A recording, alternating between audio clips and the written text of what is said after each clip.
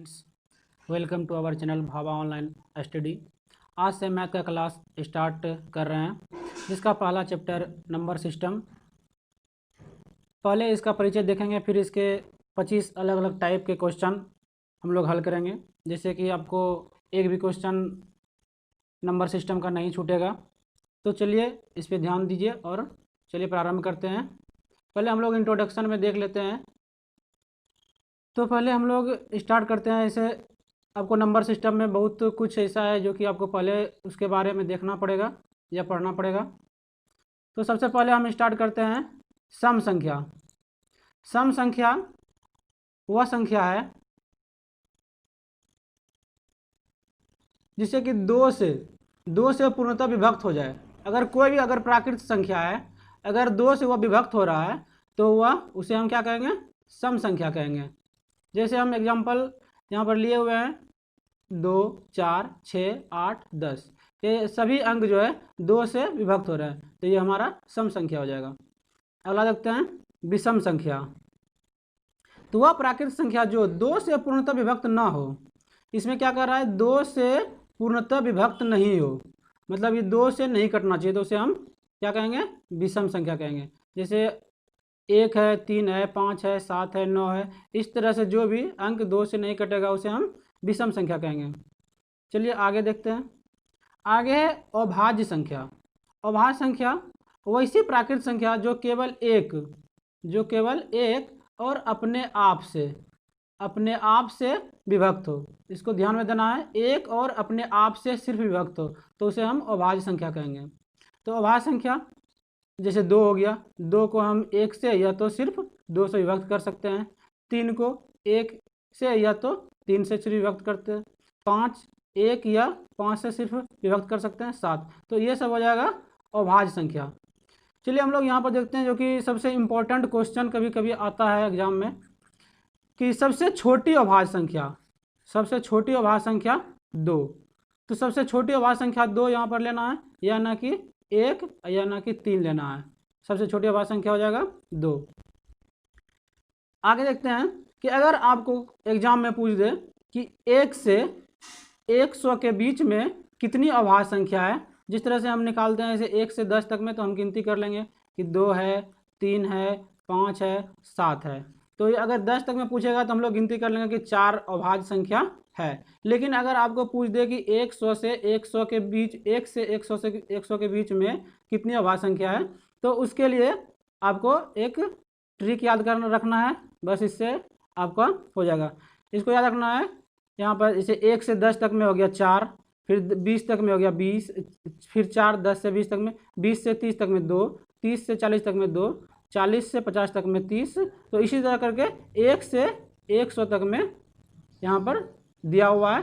तो इसको याद रखना है 44, 22, 32, 23, 21। आप इसको मोबाइल नंबर की तरह याद रख सकते हैं। अभाज्य संख्या 1 से 100 के बीच में कितनी अभाज्य संख्या है। तो चलिए नेक्स्ट देखते हैं। अब हम लोग देखेंगे कि अभाज्य संख्या ज्ञात करना। आपको बहुत सारा एग्जाम में आपको मिलेगा कि अभाज्य संख्या 4 ऑप्शन दे दिया जाएगा और बोलेगा कि इसमें कौन सा अभाज्य संख्या है, पता करना है कौन सा इसमें अभाज्य संख्या है।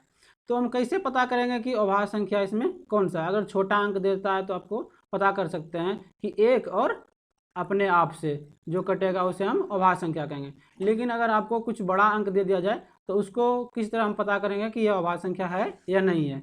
तो चलिए हम यहाँ पर देखते हैं। पहला ऑप्शन दिया हुआ है 173। तो 173 दिया हुआ है। इसको हम चारों ऑप्शन को पहले देखते हैं। ऐसा हम कुछ वर्ग लेंगे जो कि 173 से हमारा हल्का बड़ा होना चाहिए। तो 173 से हल्का बड़ा लेंगे तो मतलब 14 का अगर हम वर्ग लेते हैं तो 169 आता है। मतलब 14 का जो वर्ग लेंगे तो 169 आएगा, मतलब इससे हल्का बड़ा या तो इसके बराबर होना चाहिए। तो 14 का आ गया। तो 14 से जितने नीचे अभाज्य संख्या हैं तो उससे हमारा कटना चाहिए।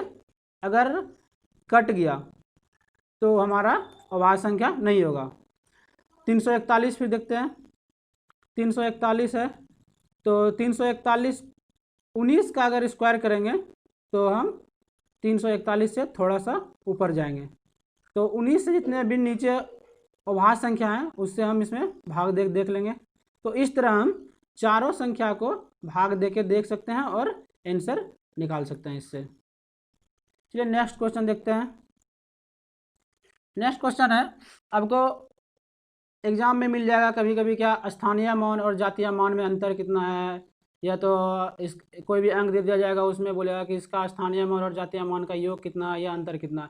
तो स्थानीय मान क्या होता है कि इकाई का 1 गुना होता है, दहाई का 10 गुना होता है और सैकड़ा का 100 गुना होता है। तो मान लिया जाए अगर इसमें हमको पूछ दिया जाए 6 का स्थानीय मान क्या होगा, तो 6 का स्थानीय मान 6 है और ये सैकड़े का स्थान पर है, तो इसमें 100 से गुना हो जाएगा, इसका मतलब हो जाएगा 600। अगर यहाँ पूछ दे 4 का स्थानीय मान क्या होगा, तो 4, उसके बाद हम देख लेते हैं इकाई, दहाई, सैकड़ा, हज़ार, 10,000 रुपये। तो इसके आगे मतलब कितना, 10,000 में 4 जीरो, तो 4 1 2 3 4। यहाँ से आप डायरेक्ट ये भी कर सकते हैं, जैसे 6 है इसके आगे जितना भी अंक है उतना आप शून्य लगा सकते हैं। 6 है तो उसके बाद 2 अंक है तो 2 जीरो लगा दिए। इस तरह से स्थानीय मान। अब देखते हैं जातीय मान। तो जातीय मान है किसी अंक का जातीय मान उस अंक का अपना मान है, उस अंक का जो है अपना वैल्यू जो भी है वो उसका जातीय मान होता है। जैसे 4 है तो इसका 4 ही जातीय मान होगा, इसका अपना वैल्यू ही अपना उसका जातीय मान होगा, चाहे वह किसी भी स्थान पे, चाहे सैकड़े के स्थान पे, चाहे दहाई के स्थान पे, चाहे हज़ार के स्थान पे, चाहे कहीं भी रहेगा तो उसका वही मान होगा। जैसे यहाँ पर अगर इस क्वेश्चन में अगर बोल दिया जाए कि 6 का जातीय मान क्या होगा, 6 का जातीय मान 6 ही हो जाएगा, या चाहे कोई भी स्थान पर रहेगा तो इसका जातीय मान उतना ही होगा।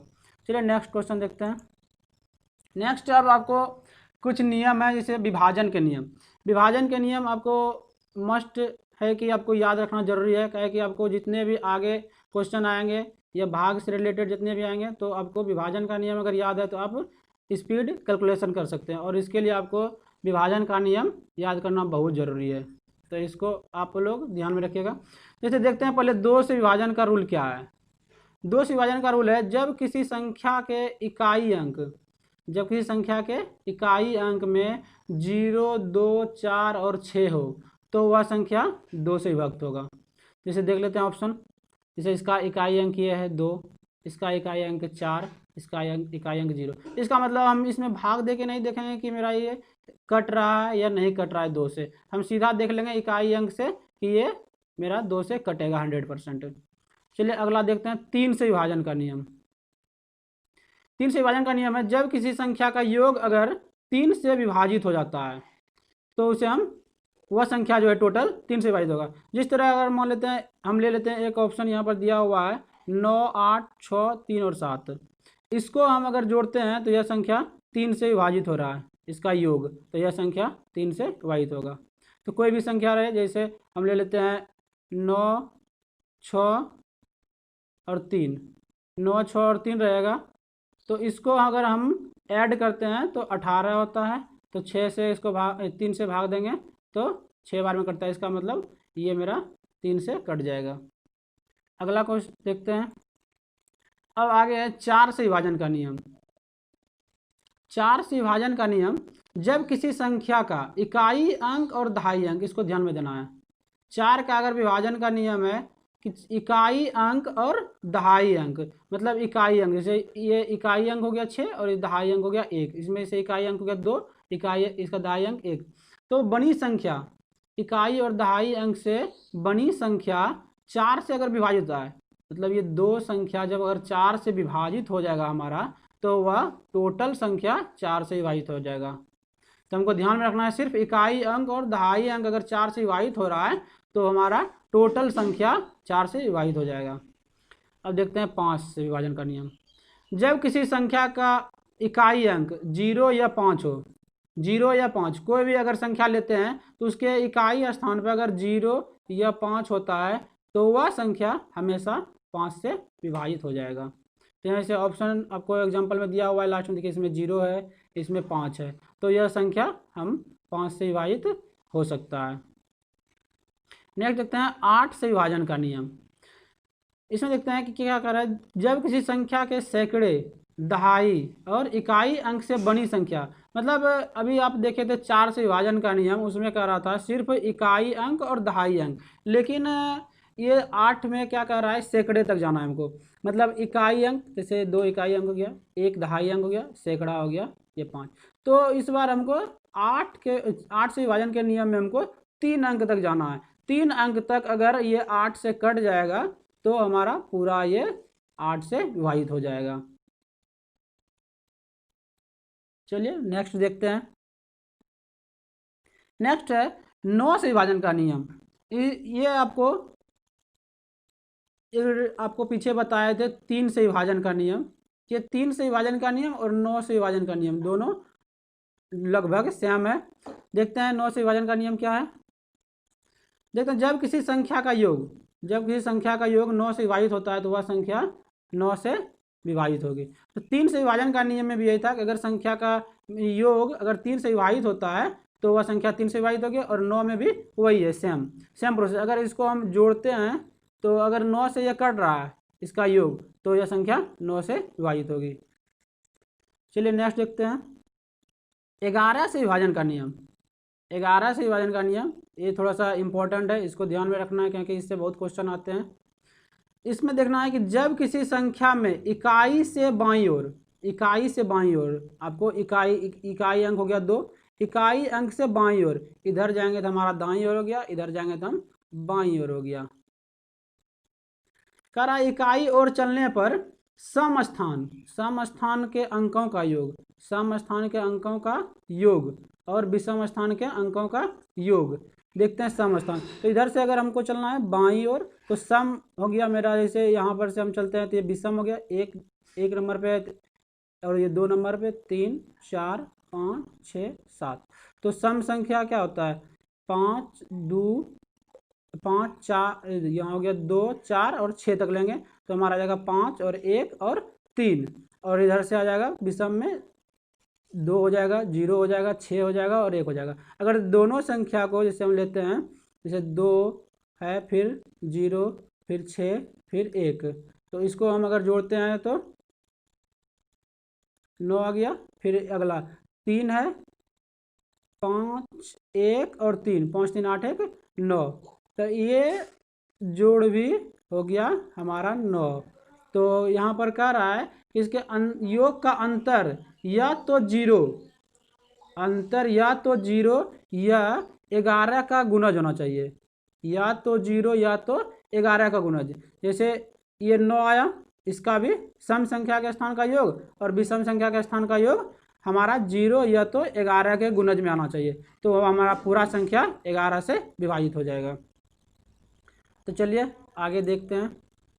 अब देखिए इसमें आपको कुछ सूत्र रखना याद, जिससे कि आपको हमेशा क्वेश्चन मिलेंगे। तो देखते हैं n लगातार प्राकृत संख्या का योग।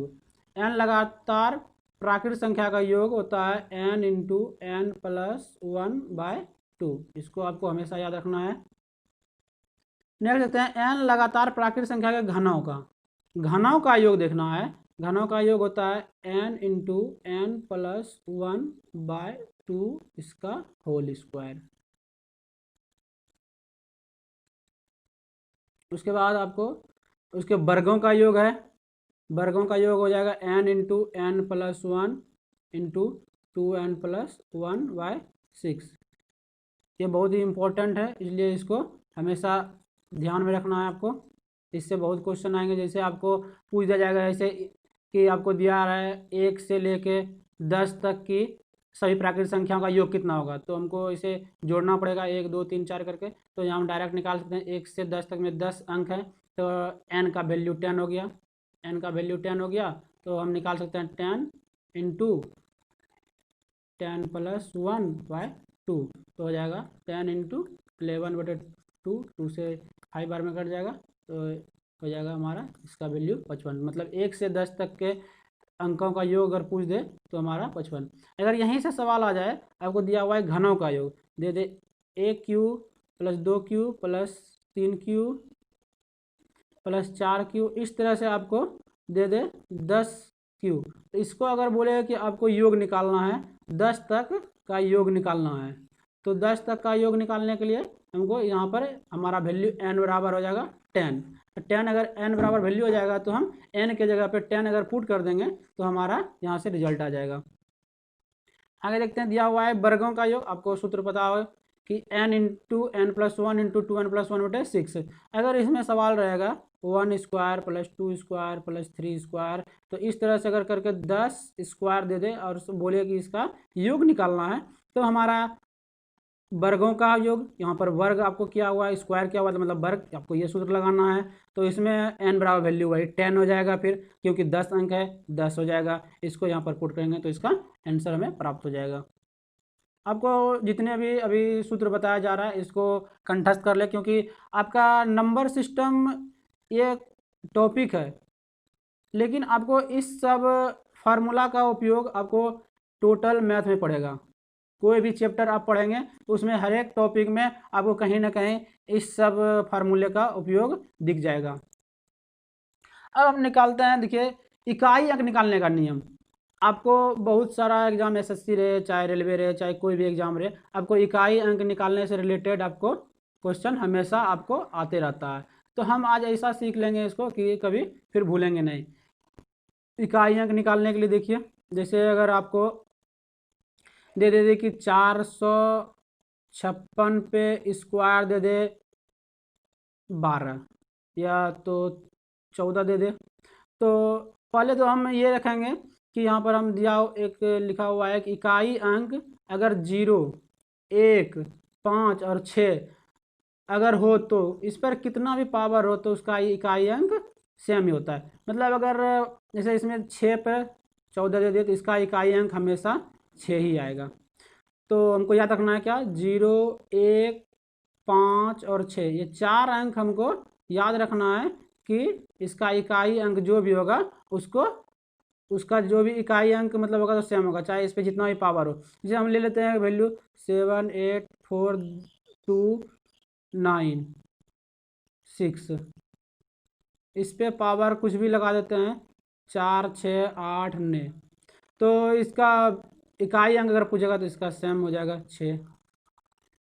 तो अगर 0 रहे, 1 रहे, 5 रहे, 6 रहे, तो हमारा इकाई अंक क्या होगा, सेम हो जाएगा, मतलब इतना ही हो जाएगा।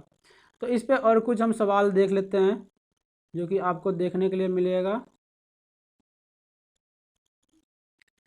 तो हम यहाँ पर देखते हैं, ये तो हमारा हो गया कि अगर ये अंक रहेगा तो सेम हो जाएगा, लेकिन अगर इसे डिफरेंट रहेगा, जैसे 4, 5, 8, 8 है, तो इस पर अगर पावर दे दे 4, 2, 6, तो इसका अगर इकाई अंक निकालना हो तो किस तरह निकालना है।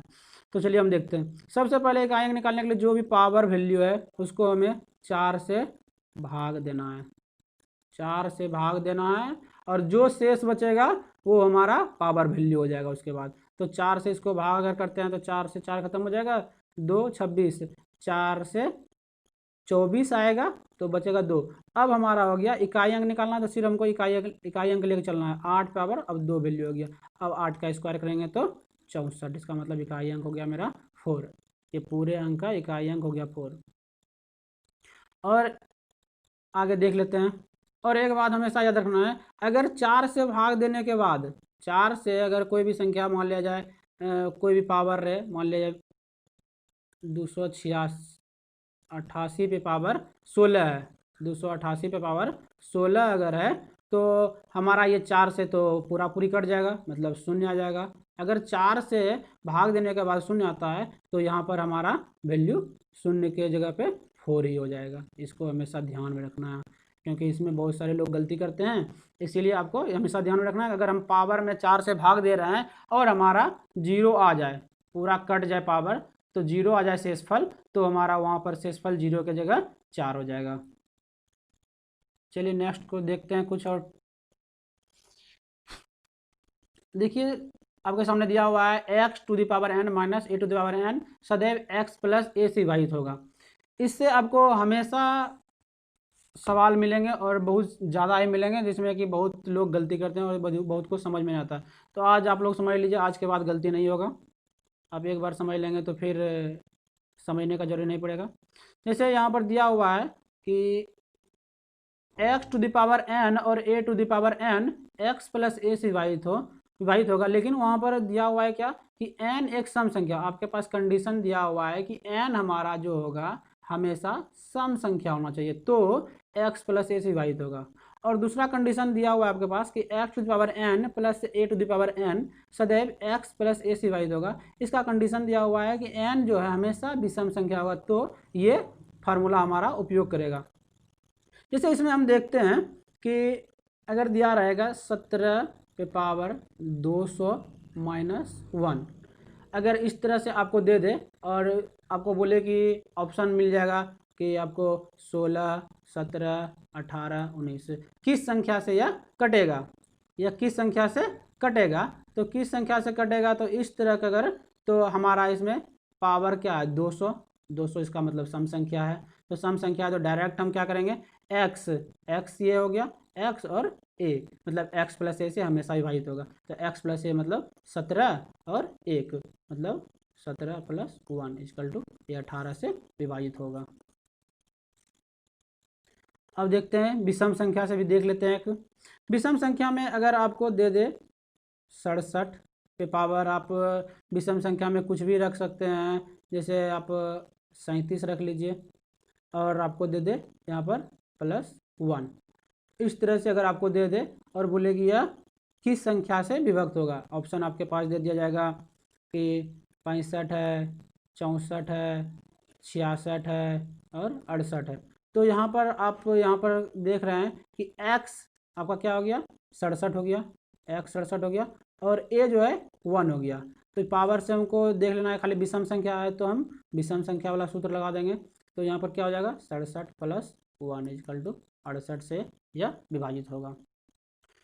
चलिए आगे देखते हैं n व्यक्तियों के समूह में जब हर एक व्यक्ति हर एक को उपहार दे तो इस तरह उपहार की कुल संख्या। इसमें आपको एक सूत्र देखना है यहाँ पर कि हर एक व्यक्ति, मान लिया जाए एक व्यक्ति है, एक व्यक्ति ये है, एक व्यक्ति ये है, उपहार दे रहा है, तो ये इसको देगा, ये इसको देगा और ये इसको देगा, लेकिन ये भी इसको दे रहा है और ये भी इसको दे रहा है, तो मतलब ये सबको एक दूसरे को उपहार दे रहे हैं। तो इसका यहाँ पर जो काम हो रहा है, ये भी काम किया और इधर से भी काम हुआ, मतलब ये दिया भी और लिया भी, तो इसका मतलब पूरा काम हो रहा है यहाँ पर। तो इसका हो जाएगा n इंटू एन माइनस 1, इसका सूत्र हमेशा ध्यान रखना है। और आपको एक मिलेगा कि n व्यक्तियों के समूह में एक दूसरे से हाथ मिलाने पर कुल हाथ मिलाई, मान लिया जाए ये आदमी है, इधर से एक आदमी है, इधर से हाथ मिलाया और इधर से इसने हाथ दिया, तो यहाँ पर जो मिलेगा तो एक बार ही हाथ मिलेगा, चाहे इधर से ये बढ़ाएगा और ये दोनों बढ़ाएगा तभी एक बार हाथ मिलेगा। तो यहाँ पर काम आधा हो रहा है, हमारा काम आधा हो रहा है, तो इसमें यही इसी सूत्र को हम यहाँ पर क्या कर देंगे, यहाँ काम पूरा हो रहा था इसलिए काम n इंटू एन प्लस 1 हो गया, और यहाँ पर काम आधा हो रहा है तो हमारा हो जाएगा n into n minus 1 by 2 से भाग दे देंगे, काम आधा हो रहा है क्योंकि यहाँ पर। तो ये बहुत इंपॉर्टेंट जो भी सूत्र है, तो इसको आपको ध्यान में रखना है हमेशा, दोनों सूत्र को। इसका आपको है n इंटू एन माइनस 1 और इसका n into n minus 1 by 2। चलिए फ्रेंड, अब इससे रिलेटेड कुछ हम क्वेश्चन को लगाते हैं जो कि आपको टेस्ट के रूप में भी दिया गया था, और हम उसका सॉल्यूशन देखते हैं। तो पहला क्वेश्चन है, संख्या 8, 9, 6, 7, 4, 3 में अंक 6 के स्थानीय मान तथा जातीय मान का अंतर कितना है। आपको इसके बारे में अभी जस्ट बताया कि इसको किस तरह निकालना है, तो आप निकाल सकते हैं। देखिए 8, 9, 6, 7, 4 और 3 दीवार, तो इसमें 6 का बोल रहा है स्थानीय मान, तो 6 का स्थानीय मान हम लेंगे तो हो जाएगा कितना 6 गुना, इस पे आगे कितना है 3 जीरो है, मतलब 1000 में है तो 1000, तो इसका हो जाएगा 6000 स्थानीय मान हो गया। और इसका जातीय मान तो उसका अपना मान होता है, तो इसका जातीय मान 6 हो जाएगा। तो करा है दोनों का अंतर कर लेंगे हम, तो अंतर हो जाएगा कितना, यहाँ हो जाएगा 4, यहाँ 9 और यहाँ पर 5, इस तरह से आपका ऑप्शन सी हो जाएगा। नेक्स्ट क्वेश्चन देखते हैं। कह रहा है गुणनफल इतना 694 गुना 534 गुना 787 गुना 523 में इकाई अंक क्या होगा। इकाई अंक हमको निकालना है, तो इकाई अंक में हम सिर्फ इसका इकाई अंक ही देखेंगे। जैसे इसका इकाई अंक 4 दिया हुआ है, इसका 8 दिया हुआ है, इसका 7 है और इसका 3 है। तो इसका निकालने के लिए 4 8 गुने 7 गुने 3 इसको करते हैं, तो 8 चौके 32 हो गया और इसको गुना करते हैं 7 या 21 हो गया। फिर से हमको इकाई अंक लेना है, तो इकाई अंक ले लेते हैं 2, इसका 1 इक्वल टू 2, इसका इकाई अंक हो जाएगा हमारा 2। नेक्स्ट क्वेश्चन देखते हैं। कह रहा है कि प्रथम अभाज्य संख्या कौन है। अभी जस्ट इसके पहले हम आपको इंट्रोडक्शन में बता रहे थे कि सबसे छोटी अभाज्य संख्या क्या होती है। सबसे छोटी अभाज्य संख्या, सबसे छोटी अभाज्य संख्या 2 होती है, तो इसका ऑप्शन हो जाएगा सी, ऑप्शन सी हो जाएगा आंसर 2। नेक्स्ट क्वेश्चन देखते हैं। कह रहा है 5 अंकों की वह छोटी छोटी संख्या कौन सी है जो 41 से पूर्णतः विभक्त हो जाएगा। 5 अंक का छोटी छोटी संख्या क्या हो जाएगा, 1 पर 4 शून्य, तो ये हमारा 5 अंक की सबसे छोटी छोटी संख्या हो गया। इसको हमको 41 से विभक्त करना है, तो 41 से विभक्त करते हैं, 2 बार में हो गया 82, शेषफल हो गया इसका 18, यहाँ पर 0 आ गया। फिर 41 से अगर भाग देते हैं, इसको 4 बार देते हैं तो आ जाएगा 164, फिर 0 1 और 6। तो अब इसको अगर हम 4 बार अगर हम इसको भाग देते हैं तो हमारा आता है 164। अगर 164 रहता तो हमारा पूरा पूरी कट जाता, लेकिन हमारा यहाँ पर तो 0 है, तो यहाँ पर हमको 4 पुराना है, इसका मतलब यहाँ हमको 4 चाहिए। तो 4 चाहिए तो पहले 5 अंक का छोटी छोटी संख्या है, उसके बाद हम उसको 4 इसमें ऐड कर देंगे, तो हो जाएगा हमारा answer option B. Next question देखते हैं। भाजक के एक प्रश्न में भाजक भागफल का 10 गुना तथा शेषफल का 5 गुना यदि शेषफल 46 है। आपको यहाँ पर शेषफल दिया हुआ है कि शेषफल जो है हमारा 46 दिया हुआ है और कह रहा है भाजक जो है भागफल का 10 गुना लेकिन शेषफल का 5 गुना है। हमारा जो भाजक है वो शेषफल का जो है कह रहा है कि शेषफल का 5 गुना है, मतलब भाजक हमारा यहाँ से निकल जाएगा। इसको अगर गुना करते हैं तो आ जाएगा 230। अब देखिए कह रहा है कि भाजक भागफल का 10 गुना है, मतलब भाजक फिर से ले लेते हैं हम इसको कि भाजक भागफल का 10 गुना, भागफल गुना 10, भागफल का 10 गुना है, तो भाजक हमारा निकल गया 230 इक्वल टू भागफल गुने 10। 10 से इधर से हम इसको ले कटा देते हैं, 0 तो कट जाएगा, तो हमारा भागफल क्या हो जाएगा 23 आ जाएगा। यहाँ से भागफल इक्वल टू 23 हो गया, भागफल 23 हो गया, भाजक हो गया 230 और हमारा शेषफल हो गया 46। तो अब हमारा यहाँ से भाज निकाल सकते हैं। भाज बराबर आपको पता होना चाहिए कि होता है भाजक गुना भागफल, भागफल जोड़ शेष। तो यहाँ पर इस सूत्र पे अगर हम रख देते हैं तो हमारा आंसर आ जाएगा ऑप्शन डी। चलिए आगे देखते हैं। नेक्स्ट क्वेश्चन दिया हुआ है संख्या 1 3 5 7 डॉट डॉट डॉट 25 को गुना करने में प्राप्त गुणनफल के दाईं ओर से अंत में शून्य की संख्या। देखिए क्या कह रहा है कि 1 से कुछ संख्या दिया हुआ है, 1 दिया हुआ है, 3 दिया हुआ है, 5 दिया हुआ है, 7 दिया हुआ है, मतलब ये अभाज्य संख्या में दिया हुआ है। अभाज्य संख्या में नहीं कह सकते, विषम संख्या में दिया हुआ है, क्योंकि 25 तो हमारा अभाज्य संख्या नहीं विषम संख्या है, तो हमारा विषम संख्या में दिया हुआ है। और हमको निकालना है कि इसको अगर गुना करते हैं तो हमारे दाईं ओर से कितने शून्य होंगे। तो सबसे पहले हम इसको देखेंगे कि शून्य की संख्या ज्ञात करने के लिए हमको इकाई अंक में 2 और 5 होना जरूरी है। 2 और 5 जब तक इकाई अंक में नहीं होंगे तो वहाँ पर शून्य की संख्या एक भी क्रिएट नहीं होगा। अगर जैसे हम देखते हैं 25 है और 2 है, तो इकाई अंक में 5 है और यहाँ पर इकाई अंक में 2 है, इसका मतलब यहाँ पर एक शून्य की संख्या होगा। जितने 2 और 5 की संख्या इकाई अंक में होंगे उतने शून्य की संख्या होंगे। तो यहाँ पर हम देखते हैं कि 1 दिया हुआ है, 3 5 7, फिर 9 हो जाएगा, फिर 11 13 17 19, इस तरह करके हमारा 25 तो आ रहा है, 25 आ रहा है, फिर 5 आ रहा है, लेकिन इकाई अंक में 2 कहीं नहीं आ रहा है। इकाई अंक में 2 कहीं नहीं आ रहा है, इसका मतलब इस अंक को अगर गुना करेंगे तो इसमें 0 की संख्या एक भी नहीं होगा। तो आप लोग समझ गए होंगे। चलिए नेक्स्ट क्वेश्चन देखते हैं। आपके पास दिया हुआ है कि संख्या है 3 पे पावर 25, 3 पे पावर 26, 3 पे पावर 27, 3 पे पावर 28 को पूर्णतः विभक्त करेगा कौन सी संख्या। तो इसको हम लोग बहुत आसानी से बनाएंगे, देखते हैं। दिया हुआ है 3 पे पावर 25 प्लस 3 पे पावर 26 प्लस 3 पे पावर 27 प्लस 3 पे पावर 28। तो इसको हम सोल्यूशन करने के पहले इसको क्या करेंगे, यहाँ से 3 पे पावर 25 को कॉमन लेते हैं, तो यहाँ बचेगा 1, यहाँ पर बच जाएगा 3 पे पावर 1, यहाँ पर बचेगा 3 पे पावर 2, यहाँ पर पावर बचेगा 3 पे पावर 3, क्योंकि यहाँ 25 3 पे पावर 25 है, यहाँ से टोटल निकल गया तो बच गया सीधा सीधा यहाँ पर 1, 25 निकला तो यहाँ पर 26 था तो यहाँ पर 1 बच गया, यहाँ पर 27 था तो 25 निकल गया तो बच गया 2। तो इस तरह से इसको अब सोल्यूशन करते हैं। तो 3 पे पावर 25 इसको सोल्यूशन करेंगे 1 हो जाएगा, ये 3 हो जाएगा, प्लस ये 9 हो जाएगा और ये 27 हो जाएगा।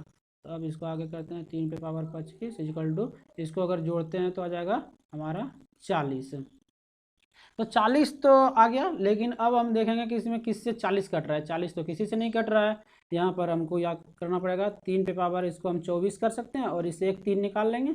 तो 3 अगर हम निकाल लिए इधर तो हमारा ये आ गया। तो इधर जब ये आ गया तो 3 पे पावर 24 अब गुना 120 आ गया।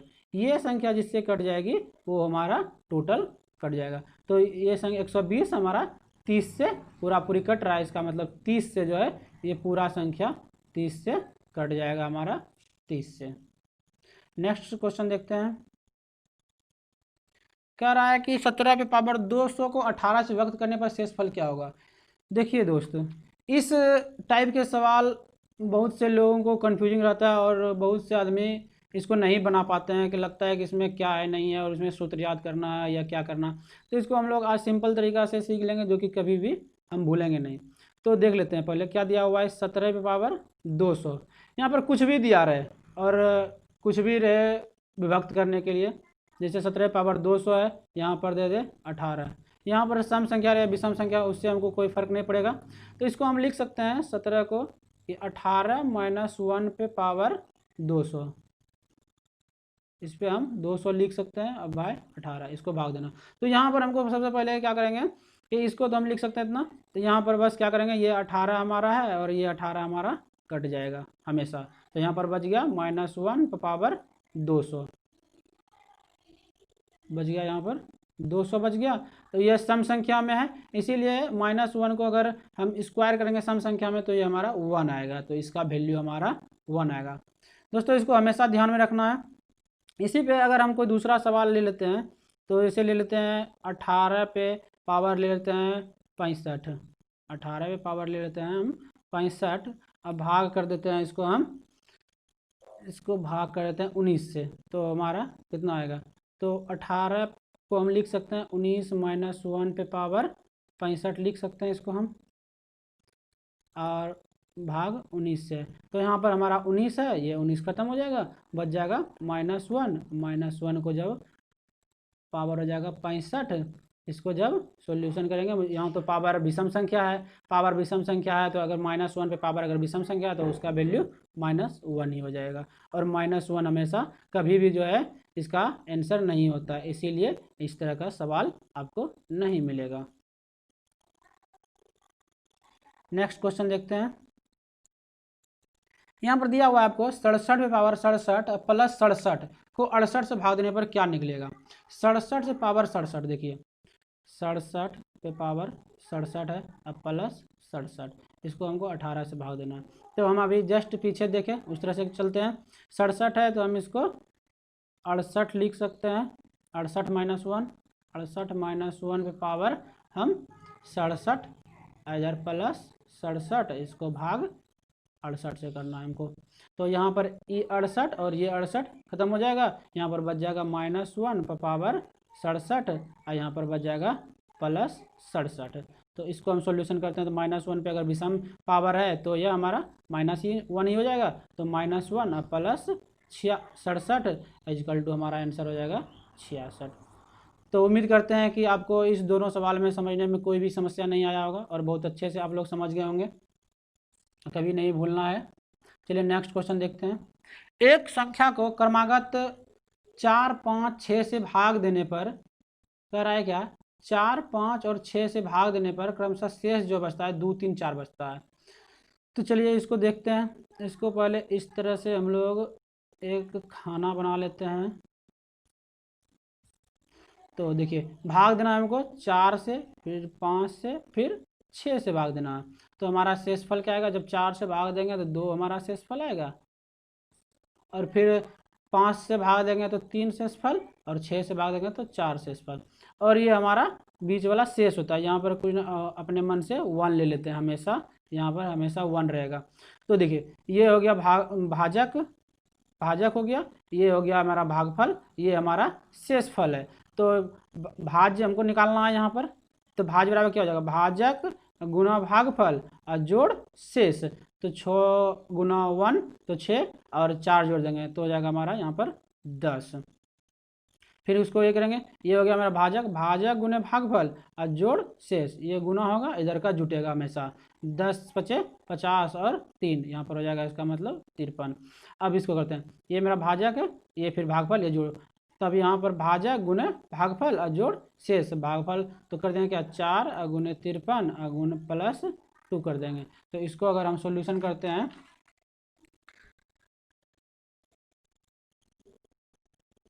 तो इसका करेंगे अगर सॉल्यूशन हम, तो यहाँ पर आ जाएगा हमारा कितना, 4 से गुना करते हैं तो 4 या 12, 5 चौक 20 और 21 प्लस 2, तो आ जाएगा हमारा कितना आंसर 214। तो हमारा यहाँ पर भाज्य जो है 214 हो जाएगा, ऑप्शन ए। चलिए नेक्स्ट क्वेश्चन देखते हैं। दिया हुआ है 51 प्लस 52 प्लस 53 प्लस इस तरह से डॉट डॉट करके आपको दिया हुआ है 100 तक का। आपको ये प्राकृत संख्या एक तरह से हो गया, 51 से लेके 100 तक अगर प्राकृत संख्या होगा, इसको हमको निकालना है कि योग कितना होगा। तो सबसे पहले हम आपको सूत्र बताए थे प्राकृत संख्या के, n प्राकृत संख्याओं का योग निकालने के लिए आप होता है n इंटू एन प्लस 1/2 होता है। तो n इंटू एन प्लस 1/2 होता है। तो सबसे पहले यहाँ 51 से 100 निकालना है हमको। तो क्या करेंगे, पहले 1 से 100 तक निकाल के हमको माइनस कर देंगे 1 से लेके 50, तो हमारा निकल जाएगा 51 से 100 तक। तो 1 से 100 तक पहले इसके n का वैल्यू हो जाएगा हमारा 100, 100 n का वैल्यू हो जाएगा n, फिर यहाँ पर 100 प्लस 1/2 माइनस 50 तक करना है, तो 50 इंटू 50 प्लस 1/2। इसको अगर हम सॉल्यूशन करेंगे, देखिए तो इसको अगर हम सॉल्यूशन करते हैं तो यहाँ पर 100 गुने 101/2 माइनस 50 गुना 51/2, इसको यहाँ से हो गया ये 25 बार में, इसको काटते हैं तो 50 बार में, इसको गुना करेंगे 50 गुना 101, तो 50 गुना अगर 101 करते हैं तो हमारा आ जाएगा 50, और इधर करेंगे तो आ जाएगा 1275। तो इसको हम घटाएंगे तो आ जाएगा 3775, आंसर हो जाएगा हमारा ऑप्शन डी। चलिए नेक्स्ट क्वेश्चन देखते हैं।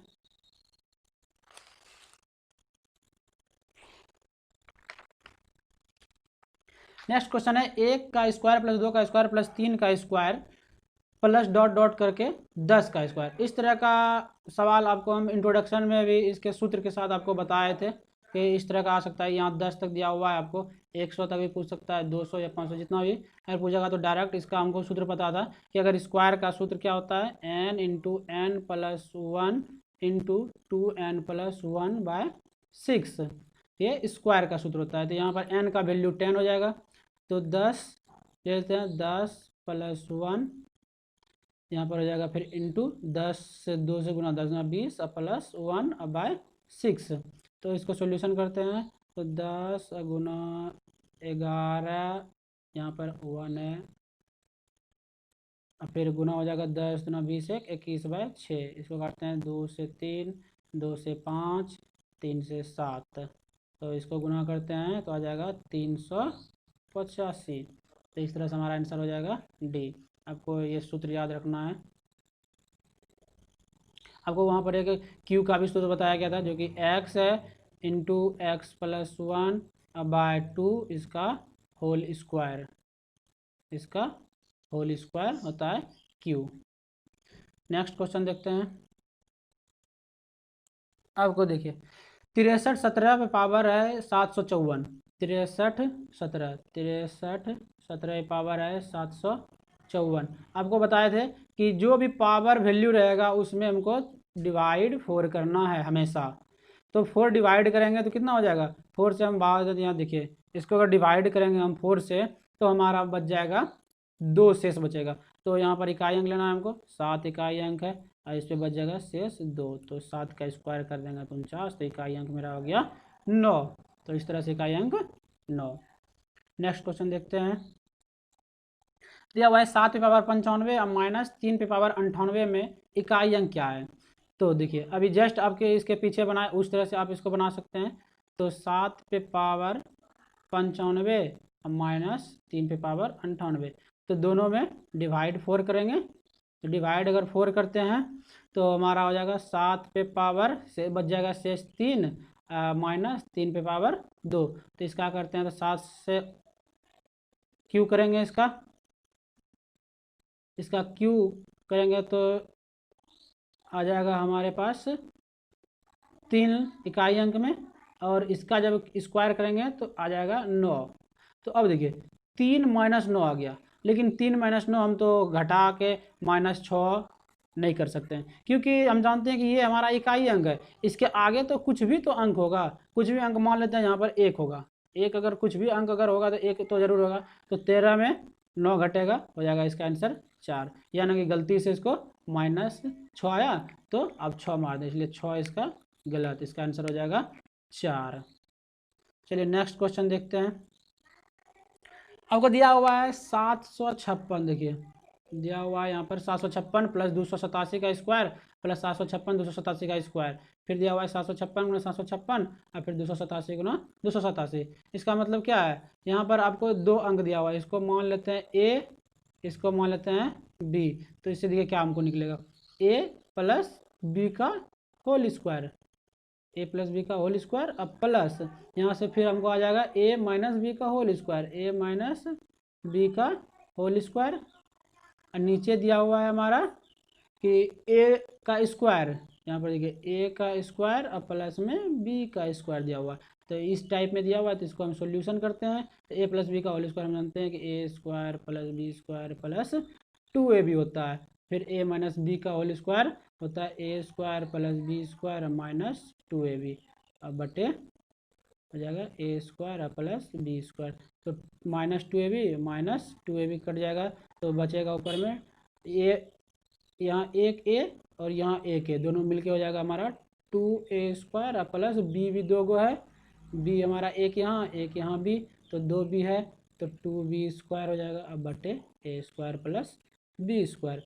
तो इसको हम 2 इससे कॉमन ले सकते हैं, 2 कॉमन लेंगे तो ए स्क्वायर प्लस बी स्क्वायर अब बाय ए स्क्वायर प्लस बी स्क्वायर हो गया। तो ये हमारा कट जाएगा, बच जाएगा यहाँ पर हमारा सिर्फ 2।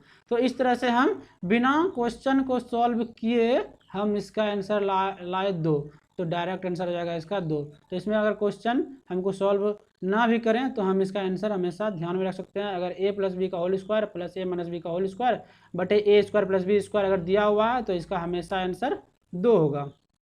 चलिए नेक्स्ट क्वेश्चन देखते हैं। दिया हुआ है किसी पार्टी में 15 व्यक्ति शामिल हुए और सबने एक दूसरे को उपहार भेंट किया, तो कुल कितने उपहार हुए।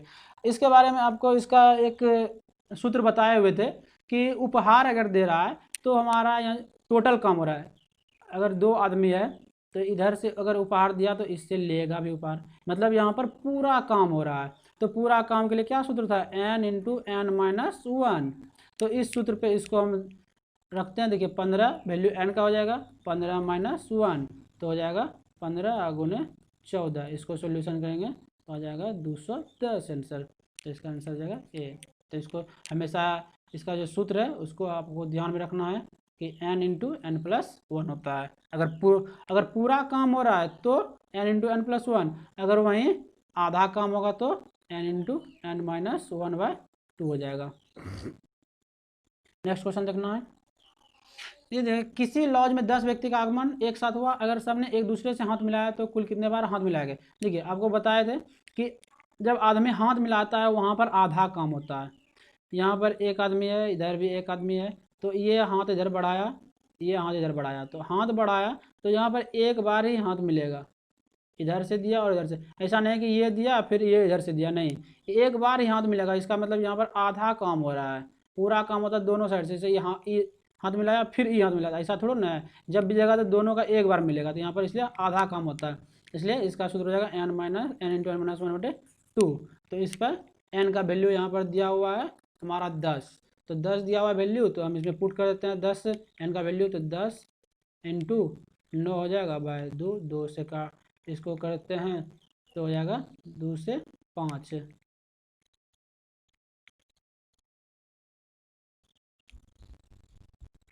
तो 9 × 5 = 45 हो जाएगा आंसर, जो कि आपका देखिए मिसफिल्ड हो गया है ऑप्शन में, जो कि यहाँ पर हो जाएगा आपका, कहीं पर आप 45 कर लीजिए ऑप्शन।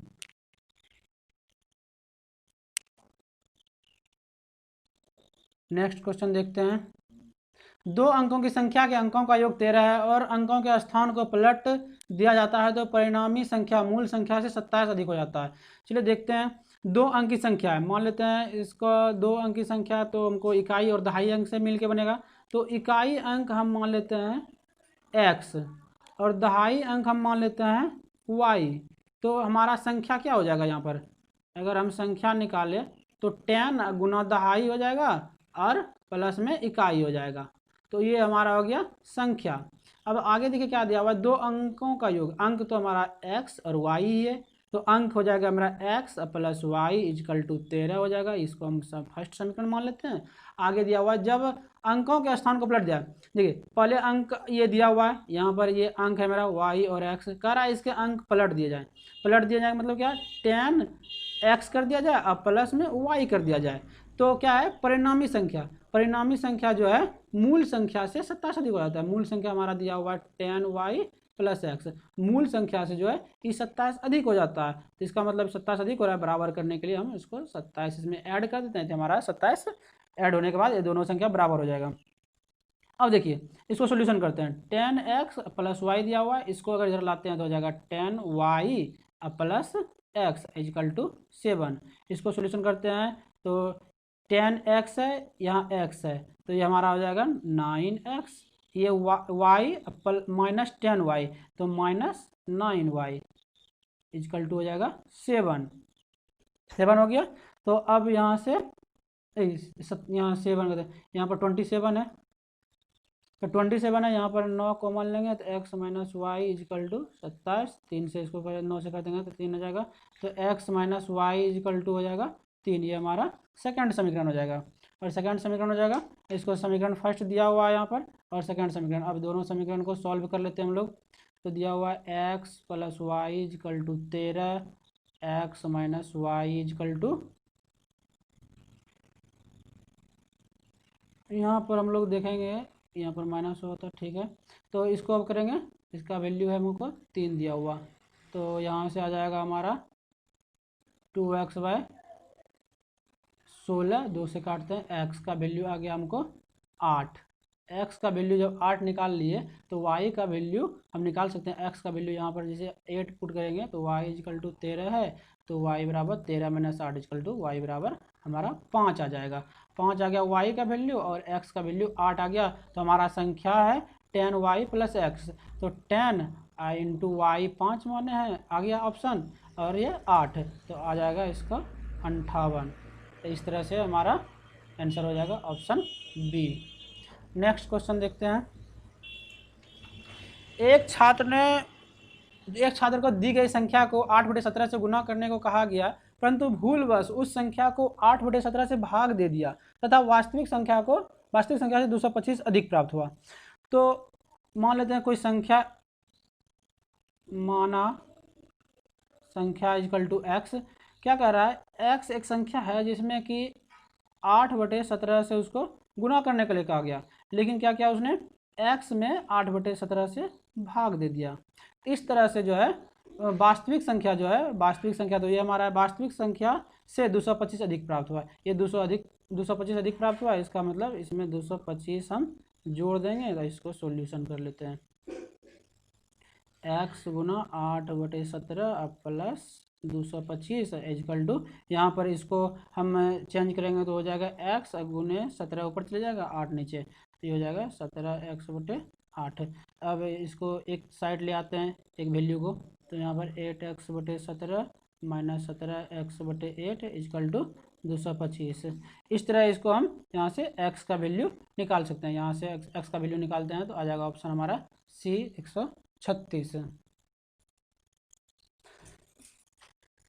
यदि स्टार एक ऐसा अंक है जिसके कारण 5825 स्टार को 11 से अगर विभाजित किया जाता है तो स्टार कौन सा अंक है, तो बताना है स्टार जो है, स्टार जो दिया हुआ है इस पर हमारा 11 से विभाजित करने पर कौन सा अंक आएगा। अभी आपको 11 से विभाजन का नियम बताए थे, यहाँ पर दिया हुआ है 58, 24 और स्टार, तो 11 से हमको विभाजन करना है। 11 से विभाजन का नियम था कि इकाई अंक से बाईं ओर चलने पर सम संख्या के स्थानों का योग और विषम संख्या के स्थानों का योग अगर हमारा 0 या तो 11 का गुणज होता है तो वह संख्या 11 से विभक्त होगा। तो हम यहाँ पर देख लेते हैं 5 और 2 और स्टार और 4 8, तो 8 4 12 हो गया और 5 4 यहाँ पर 5 और 2 7 हो गया, 7 प्लस में स्टार, 7 प्लस में स्टार। इसको इस तरह से हमको स्टार पे लाना है जो कि हमारा यहाँ पर 0 या तो 11 के गुणज में। तो हम यहाँ से ऑप्शन में देखेंगे अगर हम 5 को लेते हैं तो यहाँ पर तो 7 5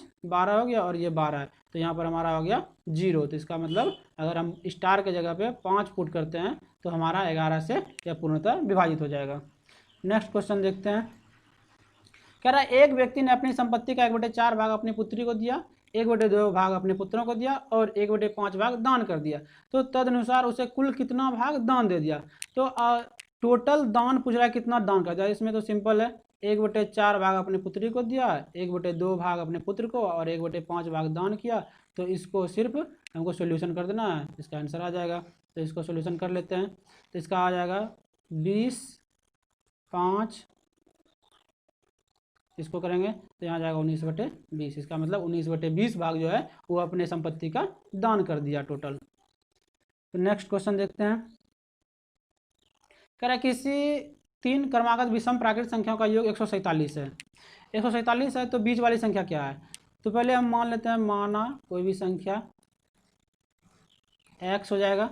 उसके बाद विषम संख्या कह रहा है, जैसे हम एक विषम संख्या इसमें जब तक हम 2 नहीं जोड़ेंगे तो हमारा दूसरा विषम संख्या नहीं प्राप्त होगा।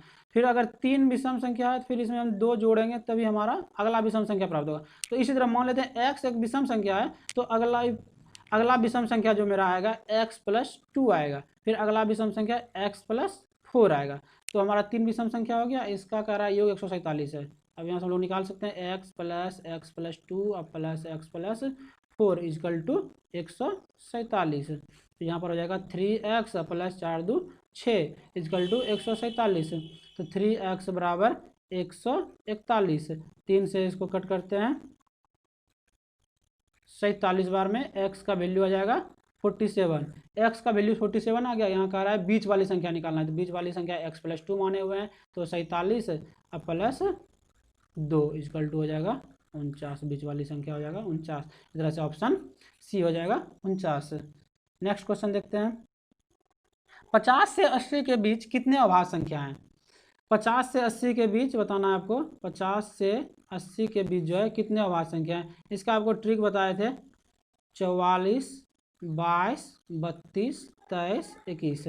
तो इस तरह से हम लेते हैं 50 80, तो ये 10 हो गया, 20 हो गया, 30 40 50, तो यहाँ तक नहीं लेना है, इसके बाद लेना है 60 70 80, मतलब यहाँ तक लेना है। तो 3 2 5 2 7, मतलब 50 से 80 के बीच में 7 अभाज्य संख्या होंगे। इस तरह से ऑप्शन हो जाएगा सी। नेक्स्ट क्वेश्चन देखते हैं। कह रहा है 1/11 बराबर है 1/11। 1/11 आपको मतलब इसमें सीधा से दिया है कि 1/11 का हमको पॉइंट वैल्यू निकालना है, क्या होगा। तो 1 में 11 से अगर हम भाग देते हैं तो पहले तो पॉइंट होगा, नहीं कटा तो 0, फिर से अगर हमको आगे फिर एगो 0, फिर से 11 नमा 99, यहाँ पर फिर हमारा 1 आ गया। 1 आ गया मतलब यहाँ पर जब मेरा 1 था तो 0.09 हुआ, फिर से 1 आ गया तो अगला फिर जो भी होगा तो 0.9 ही होगा। तो इस तरह से हमारा 0.9 पे अगर हम रेकॉर्डिंग दे देंगे तो अनगिनत, इसका इस तरह हो जाएगा option C answer. Next question देखते हैं। कह रहा यदि एक फॉर्म में गाय और मुर्गी है, यदि सिर गिने जाए तो 180 और टांग गिने जाए तो 420 है। तो हम मान लेते हैं गाय x होगा और मुर्गी y होगा, हमको पता नहीं है वैल्यू, तो मान लेते हैं गाय जो है x है और मुर्गी जो है y है। तो इसमें सिर का संख्या मतलब एक एक ही है, तो सिर का संख्या x प्लस वाई, दोनों का सिर का संख्या 180 दिया हुआ है। लेकिन वहीं कह रहा है टांग गिने जाए तो 420, टांग मतलब गाय x माने तो इसका टांग जो है 4 गाय में तो 4x हो जाएगा, प्लस मुर्गी में 2 तो 2y हो जाएगा, 2y इक्वल टू हो जाएगा 420। इस तरह से समीकरण फर्स्ट, ये समीकरण सेकंड, ये दोनों समीकरण को अगर सॉल्व करते हैं तो मतलब हमारा गाय का वैल्यू आ जाएगा 30। नेक्स्ट क्वेश्चन देखते हैं। यदि दो संख्याओं का अंतर 3 है और उनके वर्गों का अंतर 39 है, दो संख्या मान रहे, दो संख्या मतलब x और y, तो कह रहा है दो संख्या x माइनस वाई का वैल्यू 3 है और उसके वर्गों का x square minus y square का वैल्यू 39 है। तो इसमें हमको निकालना है कि बड़ी संख्या कौन सी है। तो बड़ी संख्या निकालने के लिए हम क्या करना है, यहाँ पर दिया हुआ है x square minus y square बराबर 39 है, तो यहाँ पर x plus y into x minus y equal to 39 हो जाएगा। इसको अगर थोड़ा इस सूत्र होता है, आपको पता होगा कि एक्स स्क्वायर और माइनस वाई स्क्वायर का सूत्र होता है x plus y into x minus y, आपको ध्यान में रखना है सूत्र। तो यहाँ पर देखिए एक्स माइनस वाई का वैल्यू 3 दिया हुआ है, तो यहाँ पर हम x plus y equal to x का वैल्यू 3 पुट करते हैं तो 39, 3 से इसको काटेंगे तो 13, इसका मतलब आ गया हमारा x plus y equal to 13। यहाँ पर देखिए ये हमारा था, तो मान लेते हैं इसको फर्स्ट समीकरण, तो ये हमारा आ जाएगा सेकंड समीकरण। तो अब हम फर्स्ट समीकरण और सेकंड समीकरण जब सॉल्व करेंगे तो x minus y equal to 3, x plus y equal to 13, इसको करते हैं तो ये प्लस माइनस है खत्म, यहाँ पर ये प्लस प्लस 2x हो जाएगा, 13 3 16, 2 से हो जाएगा हमारा 8, तो x का वैल्यू हो जाएगा 8। और यहाँ से y का वैल्यू निकालते हैं तो x के जगह पे 8 रखेंगे माइनस वाई इजकल टू 3 हो जाएगा, y को इधर देंगे तो आ जाएगा y का वैल्यू यहाँ से हमारा आ जाएगा 5, y का वैल्यू आ गया हमारा 5। तो इसमें बोल रहा है बड़ी संख्या, तो बड़ी हमारा x का वैल्यू 8 है, तो इसलिए हमारा आंसर हो जाएगा ऑप्शन डी। तो वीडियो पूरा देखने के लिए धन्यवाद दोस्तों, थैंक यू।